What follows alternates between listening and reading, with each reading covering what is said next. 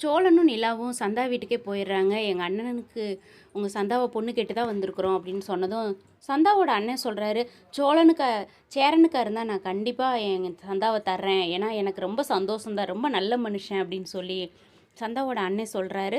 ரொம்ப இப்போ என்னங்க 2 பேருக்கு பிடிச்சி போச்சு, அவ்வளோதான் பிரச்சனை சால்வ் ஆயிரும் அப்படின்னு சொல்லிட்டு சோழன் ரொம்ப சந்தோஷமாக பேசுகிறாரு. சந்தாவுக்கு ரொம்ப சந்தோஷம். சோழன் வீடு தேடி வந்து பொண்ணு கேட்டது. அதுக்கப்புறம் பார்த்திங்கன்னா சேரனை வச்சு கூப்பிட்டு வச்சு பேசுகிறாங்க. நிலாவும் சோழனும் வந்து அந்த இடத்த விட்டு கிளம்பிடுறாங்க. சேரன் வீட்டுக்கு வராங்க. இப்போ கல்யாணம் வேண்டாம், வீட்டில் வந்து சொன்னாங்க.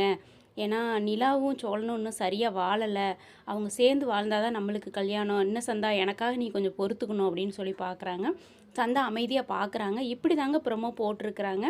இந்த இடத்துல வந்து யாருக்குமே கல்யாணம் ஆகாத மாதிரி மாற்றி மாற்றி கல்யாணம் வேண்டாம் வேண்டான்னு சொல்லிக்கிட்டு இருக்கிறாங்க. நீங்கள் என்ன நினைக்கிறீங்கன்னு கீழே கமெண்டில் சொல்லுங்கள்.